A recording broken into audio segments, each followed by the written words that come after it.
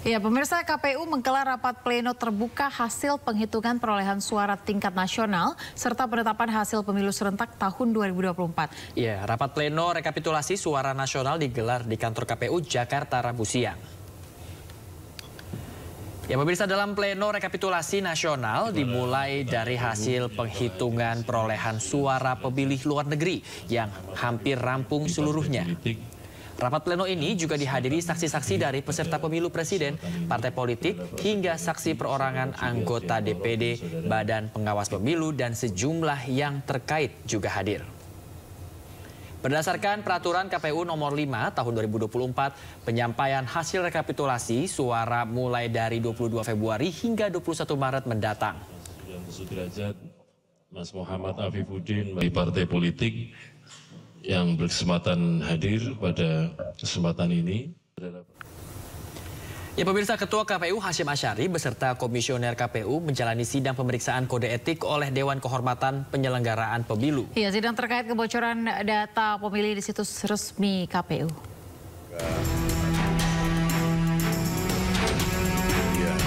Ketua Komisi Pemilihan Umum Hasyim Asyari dan seluruh anggota KPU menjalani sidang pemeriksaan kode etik di kantor Dewan Kehormatan Penyelenggara Pemilu. Sidang pemeriksaan ini berkaitan dengan kebocoran data pemilih tetap di website resmi KPU dengan terlapor Ketua KPU beserta jajarannya.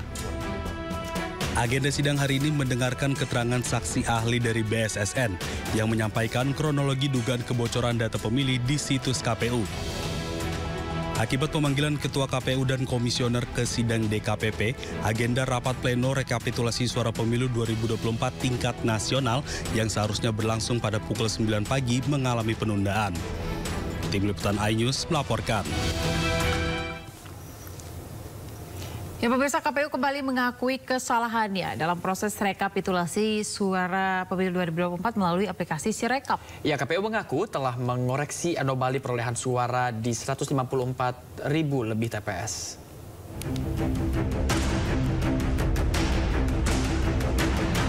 Komisi Pemilihan Umum kembali mengakui kesalahannya dalam proses rekapitulasi suara pemilu 2024 melalui aplikasi Sirekap.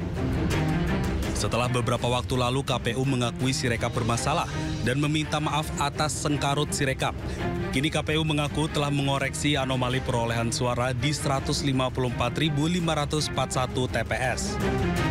Data anomali itu saya kira teman-teman sudah paham ya, bahwa hasil unggah foto form C hasil itu yang di-scan, lalu kemudian hasil pembacaannya anomali, dan kemudian kami lakukan koreksi secara bertahap mulai 15 Februari sampai dengan hari ini. Jumlahnya adalah sebagai berikut. Untuk pemilu presiden dan wakil presiden sebanyak 154.541 TPS, 154.541. Yang kedua, untuk pemilu DPR RI sebanyak 13.767 TPS atau 13767 TPS. Untuk pemilu DPD sebanyak 16.450 TPS atau 16450 TPS. Sementara untuk data anomali, temuan data anomali dan kemudian hasil koreksinya untuk pemilu DPRD provinsi itu dikerjakan oleh KPU provinsi, dan kemudian untuk pemilu DPRD kabupaten kota di. Adapun data anomali itu merupakan angka perolehan suara dalam sistem Sirekap yang tidak sesuai dengan data C1 Pleno atau catatan hasil perhitungan suara pemilu 2024. Ya, lagi-lagi untuk kesekian kali Sirekap menunjukkan sengkarut data. Namun KPU bersikeras akan memperbaiki kesalahan konversi data. Tim Liputan iNews melaporkan.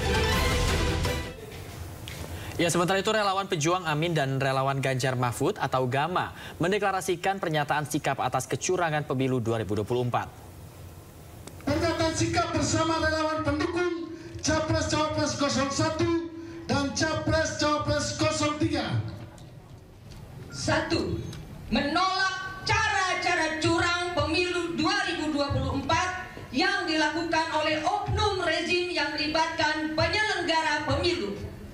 2. Menolak hasil Pilpres 2024 dari hasil KKN dan pelanggar konstitusi dan juga mendesak DPR RI untuk melakukan usulan diskualifikasi pada Capres dan Cawapres hasil Pilpres 2024 tersebut.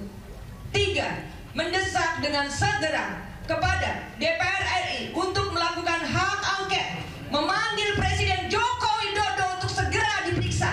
4. Demi kebaikan bangsa dan negara, kami perwakilan berjuta pendukung baik dari 01 dan 03 mendesak DPR RI untuk melakukan pemakzulan kepada Presiden Jokowi atas tindakan tidak netral dalam Pilpres 2024. 5. Mendesak kepada DPR untuk memanggil dan memeriksa semua komisioner KPU yang terlibat pada pemilu curang.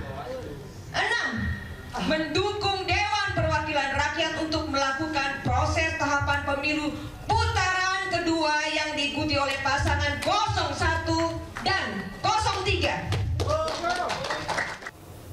Ya, kita ke informasi lainnya, pemirsa. Dalam dialog di program Rakyat Bersuara yang dipandu oleh Aiman Dwi Caksono, jubir Timnas Amin, Refli Harun ini menyoroti keputusan MK yang kerap berubah. Ya, menurut Rafli, ini cewek-cewek di puncak kekuasaan bisa membuat pemilu tidak jurdil, sehingga MK bisa membatalkan hasil pemilu.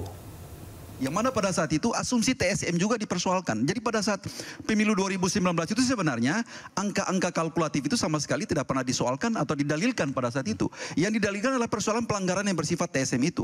Tapi apa kata Mahkamah Konstitusi? Politik hukum telah berubah dengan diundangkannya Undang-Undang 17 pada saat itu. Yang mana seluruh pranata yang dibuat pada Mahkamah Konstitusi pada saat itu tentang TSM itu telah dibuatnya, telah dilembagakan, dipositifkan dalam Undang-Undang 7 itu menjadi gawe ya, atau... Intinya Anda mengatakan bahwa semua itu tetap harus dengan angka. Angka penting, tapi Mahkamah saat ini kan 2 hari saja bisa berubah. Mahkamah saat ini kan MK itu putusan Paman Usman itu berubahnya 2 hari cuman. Tanggal 19 September ya 2023 semua menolak permohonan yang mengaitkan soal usia itu dan juga pernah menjabat di jabatan publik. Tanggal 21 Paman Usman datang mempengaruhi hakim, dikabulkan. Jadi sesungguhnya kalau kita bicara tadi living constitutions, itu perubahan-perubahan itu sering terjadi. Hanya memang yang paling penting adalah moral dari perubahan tersebut. Anda mau berubah untuk keadilan atau berubah untuk mendatangkan orang atau memberikan jalan bagi orang. Kan itu persoalannya. Tetapi sekali lagi kalau hakim mengatakan dia tidak berhak lagi untuk menguji konstitusionalitas sebuah pilpres atau pemilu, maka dia tidak usah menjadi hakim konstitusi karena dia menghilangkan hakikat Mahkamah Konstitusi sebagai the guardian of the constitution. Dan itu hakikat Mahkamah Konstitusi di seluruh dunia ini. Jadi misalnya Mahkamah Konstitusi Thailand, Georgia pernah membatalkan hasil pemilu. Itu bukan karena suara, tapi karena cawe-cawe intervensi kekuasaan puncak pada pemilu itu yang dianggap bahwa excessive power itu sudah mempengaruhi pemilu sehingga pemilu tidak bisa berlangsung secara jujur dan adil atau konstitusional. Batal semuanya. Itu dan MK kita tidak terhalang. Itu kata Yusril Iza Mahendra ketika menjadi ahli pada tahun 2014. Dia mengatakan kalau kemudian MK menemukan ada pelanggaran konstitusi, maka tidak tertutup kemungkinan bagi MK untuk membatalkan hasil pemilu. Itu kata Yusril Iza Mahendra dari tim 02 sekarang.